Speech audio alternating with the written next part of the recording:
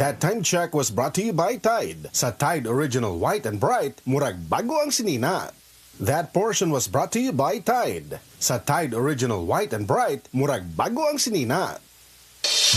Koy Herbal Capsule. Koy Herbal Capsule. Inom ni anak matag adlaw aron muligo na imong resistensya og immune system. May micronutrients gikan sa vitamins and mineral nga gikinahanglan sa tong lawas. Kay kakuha nga niini mo resulta sa lain-laing balatian. Ang vitamin D, vitamin K, calcium, magnesium ug phosphorus mulig-on sa kabukugan. Niya nang tanan sa Koy Herbal Capsule, kasaligan nga food supplement. Ang koy na lang akong gihimong maintenance, okay raman. Nabalik man sa normal ang akong blood pressure o sugar.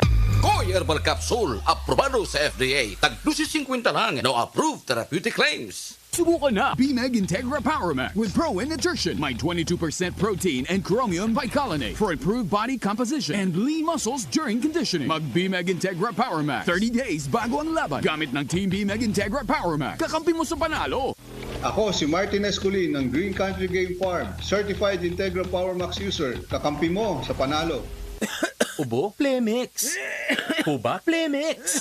Plema? Igawas na. Plemix Forte Lagundi Capsule and Syrup. Ginama gikan sa natural nga lagundi. Plemix. Basta lagundi, Plemix. Vitex Negudo L is the generic name of Plemix Forte. If symptoms persist, consult your doctor.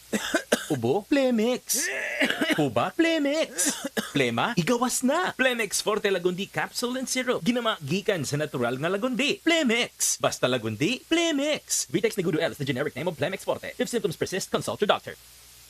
24 hours under protection ng Shield Bath Soap. Shield Bath Soap. 24 hours under protection ng Shield Bath Soap. Shield Bath Soap. Protektahan ang kalusugan ng pamilya. Mag-Shield Bath Soap regularly. Kills 99.9% ng germs at recommended pa ng Philippine Nurses Association. Mag-Shield Bath Soap. Shield Bath Soap. Shield. Galit sa sakit, may malasakit. Shield Bath Soap. Manufactured by ACS Manufacturing Corporation. ISO certified. World-class quality. ACS. Nganong Life Extension Coffee Mix ang dapat nimong imnon? Una, kani ang healthiest ready-to-drink coffee kay fortified ni siya sa vitamin D3, reishi mushroom ug mangosteen fruit extract. Ikaduha, pwede gid ini sa mga may diabetes. Ikatulo, mas lami ug very aromatic. Life Extension Coffee Mix powered by Life Extension Vitamin D3. Mapalit sa mga butika. Oras, hatod ka nato sa Camel Soy Sauce. Oras, gihatod kaninyo sa EXL Magkabuhay. Buhay at makulay ang buhay sa EXL Magkabuhay. That time check was brought to you by ACS Manufacturing Corporation, ISO certified, world-class quality. ACS. Mga higala, ako si Gili Del Mar sa drama nga inyong ipaminaw matag-adlaw kung ako ang pasultihon. Nagaohag kaninyo sa paggamit sa Sid Panyawan Herbal Capsule. Makatabang sa sakit sa diabetes, mayuma, gallstone, cyst o bukol-bukol sa suso. Og energizer pa kini sa nagluyang kalawasan. Busa, gamit na sa Sid Panyawan Herbal Capsule. Makatabang, ako si Gili Del Mar. A quality product of Sid Marketing. New Tide White and Bright, Tide White and Bright, murag bago ang sinina. New Tide White and Bright, Tide White and Bright, murag bago ang sinina. New Tide White and Bright. Murag Bago is based on technical stain removal test on polyester. Mga higala, karong August 16, Wednesday, ang mid-month sale sa tanang mga Life Extension Medical Clinic and Pharmacy branches. Nai 10% discount ang tanang mga Life Extension products, especially ang Life Extension Vitamin D3, with free CBG and ECG on selected branches only, plus 30 to 50% discount on selected Life Extension products. Sa August 16, Wednesday, ang mid-month sale sa tanang mga Life Extension Medical Clinic and Pharmacy branches for longer life. That portion was brought to you by Ariel Tripid. Mas tipid na up to 3 times washes. $6.50 lang kada laba. Mula sa number 1, Smart Dishwashing Paste. Tanggaling-galing mo. Smart Dishwashing Paste ko. Pritong ulam na masebo. Plato o kaldero.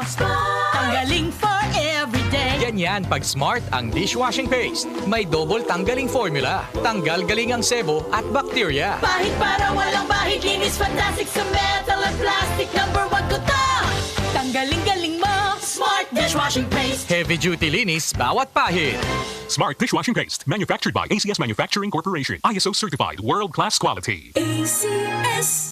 Ang high blood pressure posible nga tungod sa stress ug pag-abuso sa lawas atong paminawon ang natabangan sa Paragis Bila-Bila Coffee. Sukad ko nakagamit sa Paragis Bila-Bila Herbal Coffee, hindi na ko nakita nagsugod og ka baba ang akong blood pressure. So hangtod karon di ko mapawala sa Paragis Bila-Bila Herbal Coffee kay kini siya maoy nakapababa gid sa akong high blood pressure. Ako di ay si Ed Curasa, station manager sa Radyo Bayugan. Sa Paragis Bila-Bila, dili na ka mag-agwanta pa.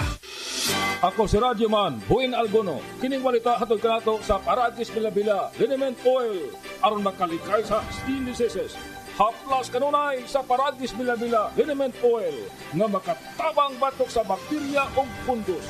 Manhut-suhot ang kahang, makarelax ka sa Paragis Bila-Bila, herbal liniment. O karon sa ato ang palita. Shabu nga nibalor og sobra sa 1 ka milyon ka pesos ang nasakmit gikan sa 4 ka mga suspek nga gikatahapan nga mga pushers. Nahog sa litag sa mga pulis ang mga suspek nga sila si Heriberto Atadiro Jr., Ju Analin de la Cruz, John Kinar de Hiron ug Jalin Lim atol sa bypass operation sa kapulisan niadtong Sabado sa Haro District sa Dakbayan sa Iloilo. 180 gramo sa ginadahan nga shabu nga gibanabana nga mahalin og 1.22 million pesos ang nasakmit gikan sa mga suspek. Kadtong balita hatod kanato sa Paragis Bila-Bila, liniment oil usa kini ka milagrosong haplas nga makatabang sa pagpatay sa mga mikrobyo nga hinungdan sa problema sa panit. Paragis Bila-Bila, liniment oil na gawa sa haplas aron protektado ang kalawasan. Tumar sa Paragis Bila-Bila Herbal Capsule ug ang Paragis Bila-Bila Herbal Coffee. Gama sa GFMQ Marketing. Sa Paragis Bila-Bila, di na ka mag-agwanta pa. Sa dugang kasayuran, tawag sa 0935-640-2613. Ako si Radyo Man, Buin Algono, Tatak RMN. Ang takna ato karato sa atong bag-ong construction partner, Century Peak Cement, Cementodo para sa Pilipino. Pagbasa sa 9 na kabanata ng aklat ni Juan, pinagaling ni Jesus ang isang bulag, talata 1 hanggang 41. Sa paglalakad ni Jesus, nakita niya ang isang lalaking ipinanganak na bulag. Tinanong siya ng kanyang mga alagad, "Guro, sino po ang nagkasala at ipinanganak na bulag ang lalaking ito? Siya ba o ang kanyang mga magulang?" Sumagot si Jesus, "Ipinanganak siyang bulag hindi dahil sa nagkasala siya o ang kanyang mga magulang, kundi upang mahayag ang kapangyarihan ng Diyos sa pamamagitan niya. Kailangan gawin natin ang mga ipinapagawa ng nagsugo sa akin habang maaga pa. Malapit na ang gabi at wala nang makakagawa pagsapit niyon. Habang ako'y nasa sanlibutan, ako ang ilaw ng sanlibutan." Pagkasabi nito, dumura si Jesus sa lupa at gumawa ng putik. Pagkatapos ipinahid niya ito sa mata ng bulag.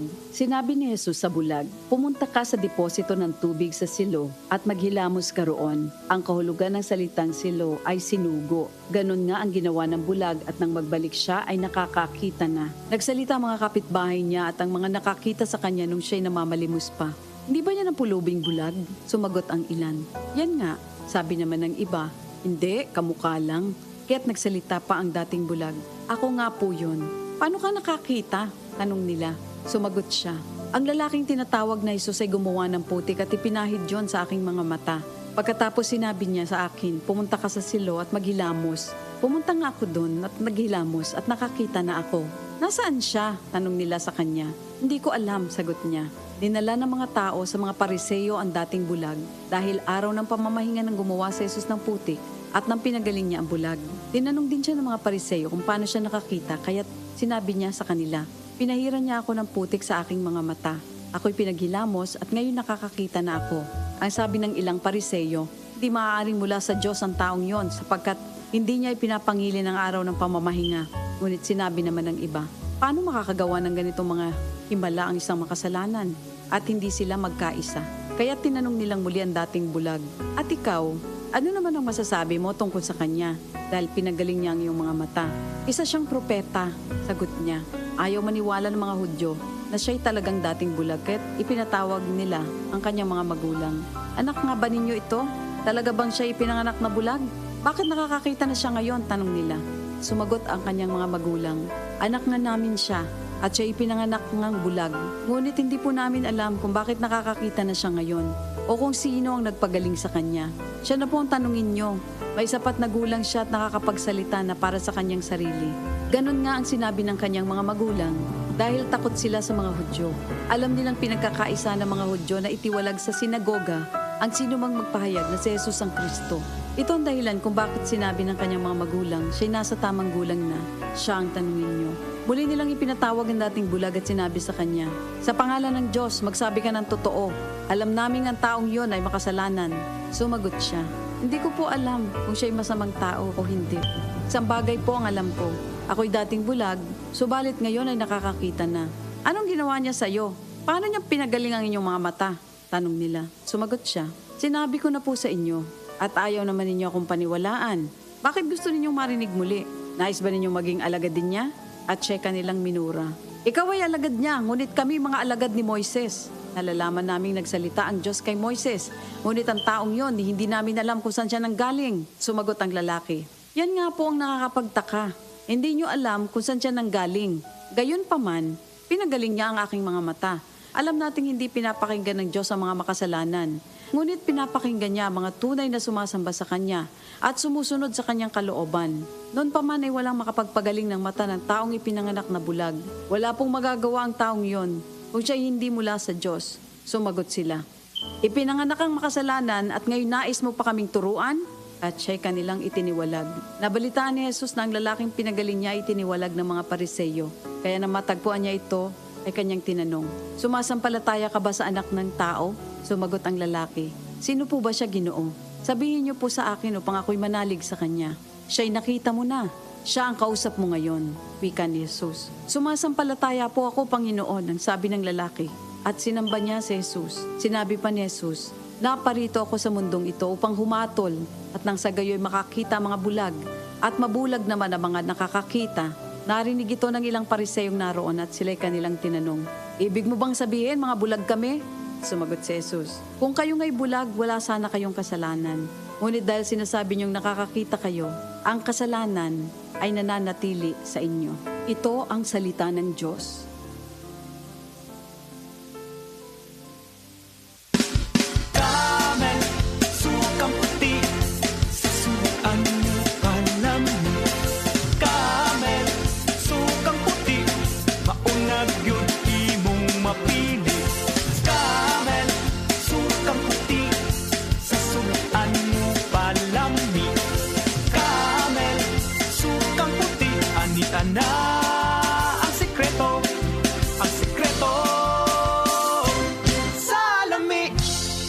Balita aghatod kaninyo sa Plemex. Pag may ubo o hika, mag-Plemex agad. Basta lagundi, Plemex.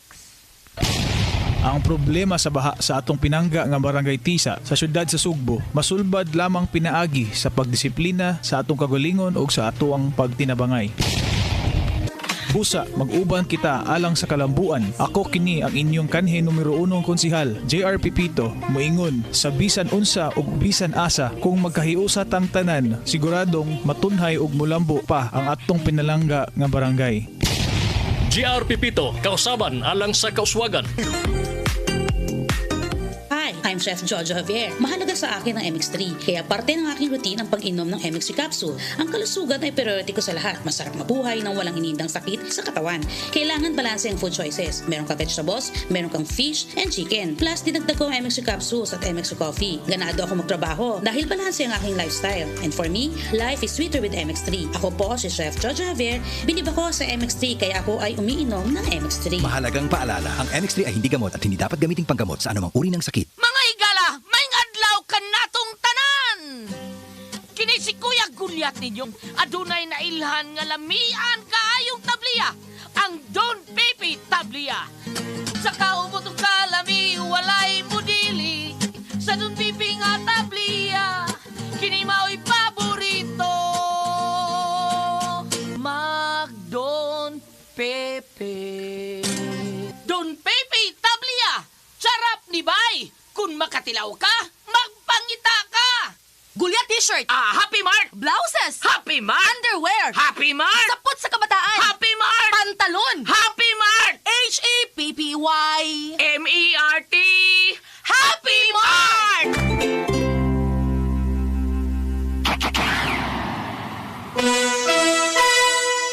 Oras sa mga kasama, alas 5:47 na. DYHP Bustamante ang Galilea sa unang radyo, unang balita. Ang Pilipas, dugang Italias, mga balita